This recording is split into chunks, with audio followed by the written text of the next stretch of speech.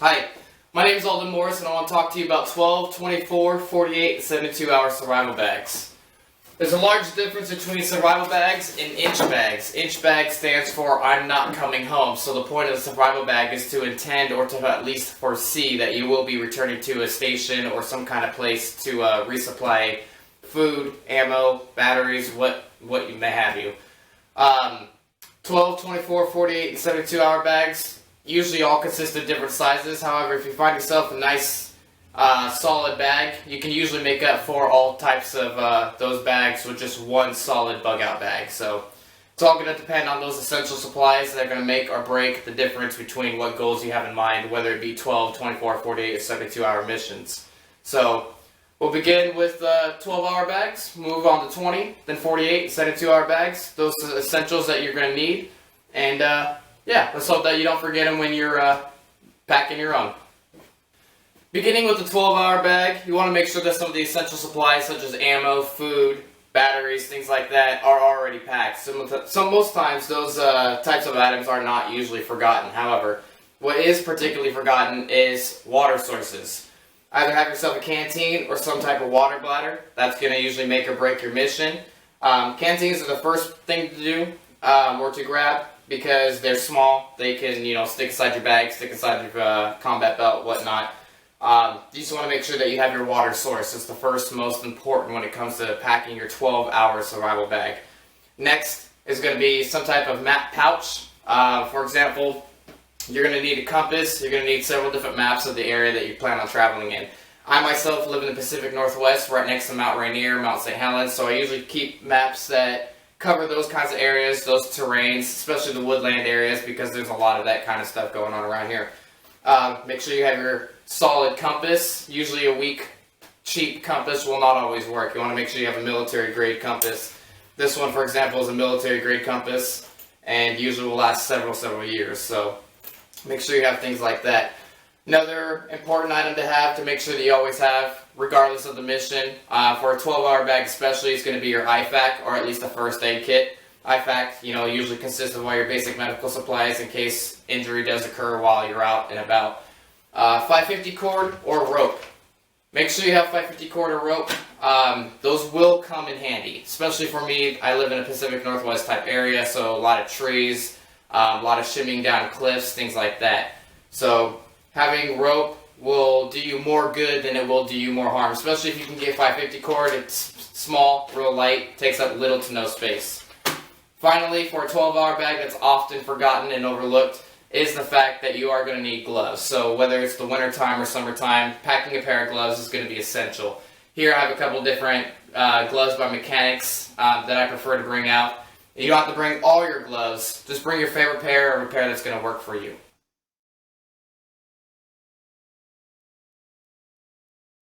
Moving on to the 24-hour bag, which is just the next step up from the 12-hour bag. The point of the 24-hour bag is, again, you're going to be intending on resupplying after your mission's over. Your original intent is to be out in the field for at least overnight. You will be spending the night outside. So the 24-hour bag, you need to have the kind of supplies that's going to last you throughout that full day and that full night. One of the first things, again, is going to be that water, those maps, the compasses, those gloves, the IFAK, a map pouch, 550 cord. Additional supplies that are often overlooked for a 24-hour bag are going to be socks. Believe it or not, your feet are very important. You can't stress how important they are when you're going to be on your feet all fucking day. So make sure you pack additional pairs of socks to prevent blisters, sores, things like that. Something that's going to prevent or hinder you from being able to complete your mission. The next thing is flashlights are preferred. However, if you want a hands-free option, get yourself a headlamp. My headlamp here has that red light option as well as the main option. Has the SOS flash signals as well. So that does come in handy when you're spending all night in the woods. You need that hands-free option in case you're carrying your rifle, you're carrying supplies, things like that. Toiletry kits. You will be taking a piss or at least a shit in the woods. So make sure you pack a toiletry kit that's going to be enough supplies to supply you for those kinds of tasks. Toothbrushes, things like that are an option. It's really going to be a matter of preference at that point. How light do you want your load? How heavy do you want your load? Again, if the intent is just to spend 24 hours, hence the 24-hour bag, pack enough toiletry supplies that's going to last you for at least 24 hours. Packing a little extra for a buddy or for, something that can't be foreseen is a good idea, but the point of the 24-hour bag, keep your load light as possible, I'm sorry.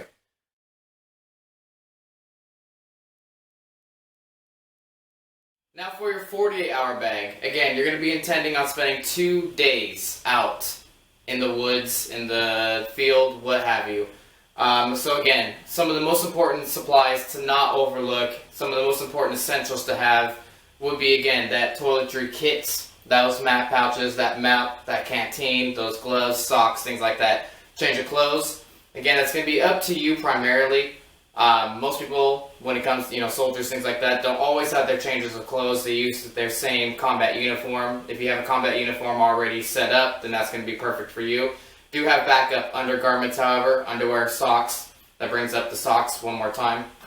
Another reason why I always bring 2 pairs of socks. I can't stress enough about extra batteries. Whether you're using flashlights, walkie-talkies, ham radios, things like that, things that can't be necessarily recharged, we do bring spare batteries. A lot of things take double and AAA batteries, so just having small packs of both is not going to do you any harm, and it doesn't hardly take up any weight either. Another thing I want to point out, because you'll be spending an intended 48 hours, is either going to be your glow sticks or your emergency road flares. There will become times where you will need to set up some type of identifier or a marker at night, and better to have glow sticks, flares, as opposed to loading up a flashlight with fresh batteries and dropping that somewhere, so you can distinguish a marker in the middle of the field at night. So make sure you have, again, glow sticks, flares, socks, flashlight, batteries, your IFAK, canteen, maps, compasses, the whole shebang. And last but not least, your 72-hour bags, essential supplies. I do stress the importance of a 72-hour bag, the essential supplies, because now you're thinking on a level of multiple days, you are going to forget something. As long as you have your basic supplies like your food, your ammo, your batteries, IFAK, things like that, you can't really go wrong, but you're going to miss out on some of the importance of those other essential supplies that you're going to need that if you did forget, you would wish you hadn't. So for example, we'll begin with the canteen. Naturally, a canteen, unless you can refill it, is not going to last you the entire time. So be prepared to have some type of water bladder. A simple camelback will do. It can slip underneath your backpack, it can sit inside your backpack, whatnot.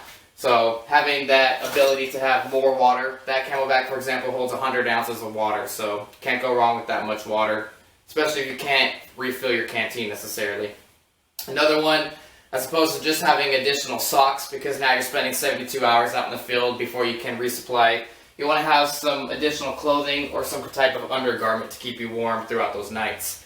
I carry true spec fire retardant undergarments, both tops and bottoms. So for example, here are the top, and then here is the bottoms. These just go right underneath your combat uniform, your clothing, your jeans, what have you. So make sure you have that additional pair of undergarments to keep you warm at night or to keep you warm while you're not in movement. When it comes to toiletry kits, again, you're intending to be out in the field for more than 2 days, 72 hours. So you're going to need a couple other supplies that's going to last you longer. What I always recommend is carrying baby wipes. Baby wipes will get you through a lot of things, whether it's just cleaning your hands, cleaning your face, cleaning parts of your body, or literally using them to take a shit. You will not regret having an additional pack of baby wipes. On top of that, keep an eye on the fact that you need your gloves, your batteries, your compasses, your maps, your IFAK. An increased IFAK will do, especially if you're going to be intending on spending that much time outside.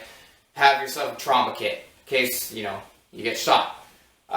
Make sure you have a fully loaded IFAK. They don't cost more than $50-$60 if you buy them already prepped. You can buy them and prep them yourselves just to make sure you have the kind of supplies that you would like to have. Reading material. I keep a copy, I hope everyone does, of the SAS Survival Book.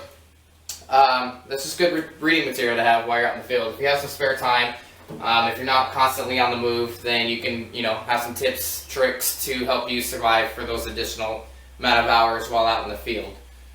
A garbage bag, believe it or not, will come in handy, whether it's for hauling meats, if you have to hunt something and kill it while you're outside, if you need something to lay down on, or if you just need, a shower, for example. You can fill these up with water, poke them, at the bottom, hang them from a tree, and boom, you got yourself a quick little makeshift shower. So And again, garbage bags typically don't take up all that much room, nor do they weigh all that much. So, and because you will be spending nights in the woods, make sure you have yourself a small blanket. This one here is just a roll up little fleece blanket. It will keep you warm, so it goes right in the bottom of a bug out bag, nice and easy. Finally, any extras you can think of, that's always going to be your preference. One extra thing I do think of when it comes to 72-hour survival bag is you're most likely going to be armed with your primary rifle and a sidearm. Sometimes you're going to need an additional rifle, whether it be a large caliber rifle like a .308, some type of 7mm, or something smaller like a .22 rifle. One thing I recommend in that case is going to be a way to carry that additional rifle. This here is the Tier Rush sleeve from 5.11. It simply just attaches to the back of your bug out bag via clips and velcros right in and out your .22, your .308, your 7mm, what other additional rifle you might want to carry. I'll leave a link at the bottom of the video for you to be able to see this in action. It is a great product. I do recommend it. So make sure that you have these essential supplies. If you can think of anything else, be sure to leave a comment at the bottom. That always is helpful. I'm not perfect, so I'm not going to remember everything. But again, in my opinion and from my experience, when it comes to essential supplies, things that are often overlooked, things that are often forgotten, it's going to be these types of things. So thanks for watching. Make sure to subscribe.